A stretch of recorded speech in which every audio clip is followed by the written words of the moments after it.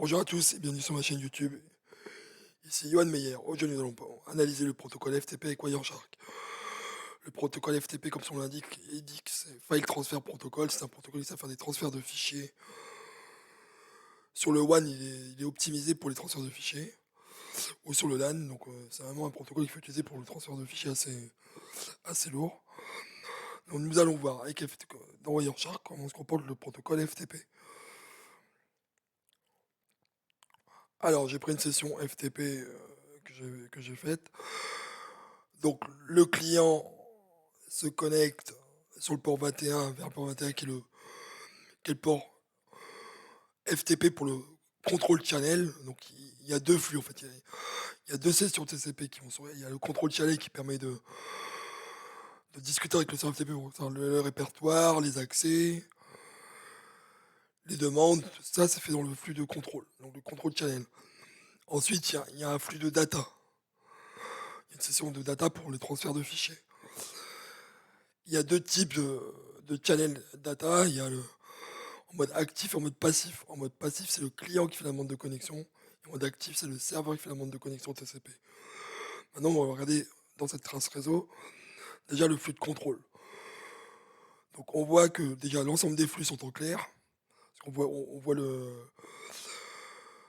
on voit le type d'application qui sert de serveur FTP. Donc là, c'est un FileZilla serveur 1.0. Ensuite, on a la request user, on a le user, donc on voit que ce user c'est test. Il demande de rentrer un mot de passe et le mot de passe est affiché en clair. Le login est OK. Après, il y a une commande PWD pour savoir dans quel répertoire on est. Et on est dans le slash, donc vraiment la racine du répertoire FTP. Après, il y a request pour le système, donc c'est un système unique, c'est émulé par FileZilla. Le client utilise comme client FTP un Have the Store FTP Explorer. Après, le client demande à passer en mode passif, donc PASV.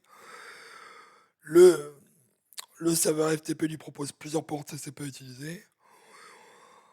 À partir d'ici, il fait une requête pour accéder au répertoire directory et il va transférer un fichier, donc starting data transfer. Là, on n'a pas le nom du fichier. On ira dans le flux de data, comment ça se passe après. Et l'opération est un succès. On voit qu'il y a une deuxième commande qui est passée. Et pareil, starting data transfer, opération succès. Donc on voit déjà que le flux FTP, tout est en clair. Donc les mots de passe, les directories, l'applicatif utilisé que ce soit côté serveur ou client. Maintenant, on va aller voir le flux de FTP data. Donc je fais une recherche sur FTP-data. Est-ce qu'on va voir le fichier qui a été pris? Je vais prendre un des deux, je vais faire suivre flux TCP. Alors, ce qui a intéressé, c'est déjà ici. Donc on voit que c'est le client qui a fait la requête TCP vers le serveur. Et donc on est bien en mode passif. Et si on va dans le détail, on voit qu'il a téléchargé. On va dans le détail du paquet, excusez-moi, pas doué avec la souris. On voit qu'il a téléchargé un fichier wireshark.jpg qui faisait 5,8 kilooctets. Donc on a la date de modification. On a donc on a transféré ce fichier. Donc le client a récupéré ce fichier-là.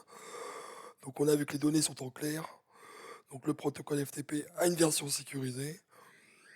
Donc ce qu'il faut retenir, FTP s'appuie sur TCP, qu'on a un flux de contrôle avec le port 21 pour tout ce qui est user, mot de passe, tout ce qui est droit et accès au répertoire. On peut lister le répertoire, voir les dossiers qu'il y a dedans.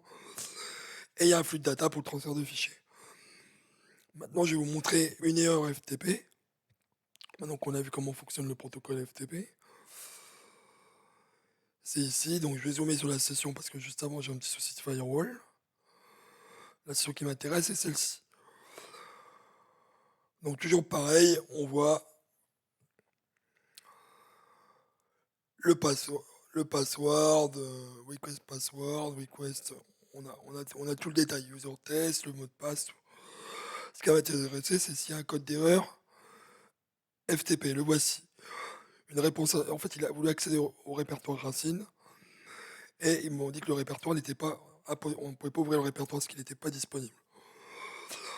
En fait, ce qui s'est passé, c'est qu'il y a une mauvaise configuration sur le serveur FTP qui donnait pas le bon pass directory. C'est parce qu'on a eu le retour 550. Donc maintenant, on peut jouer avec les codes d'erreur, on prépare un filter sélectionné. Enfin, on peut faire supérieur à 500. Donc on aura les codes d'erreur 500. Supérieur à 200 et inférieur à 500 pour éviter tous les codes d'erreur.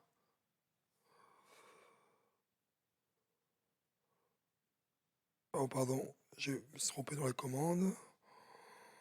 On va faire ceci. Donc on aura tous les codes 200, on a le 550. Donc on va faire and ftp.response.code inférieur à 500. Et là, tout ce qui est 500 a disparu. On peut filtrer par exemple toutes les requêtes ftp.request, request command, mince, excusez-moi, ftp.request commande, et là, on a toutes les requêtes. On peut faire un fil pour afficher que les users, request command user, suivre, prépare filter sélectionné, et là, on a toutes les requêtes de user. On a eu deux users qui s'appellent test. Donc voilà, c'est fini pour aujourd'hui. On a vu quelques filtres FTP, comment fonctionne le FTP, comprendre le flux de contrôle et le flux de data. On voit que tous les échanges sont en clair sur le réseau. On a pu voir le fichier téléchargé. Et donc ça nous a permis de mieux comprendre le protocole FTP, comment il fonctionne. C'est fini pour aujourd'hui. Je vous souhaite une bonne journée et à bientôt pour une nouvelle vidéo.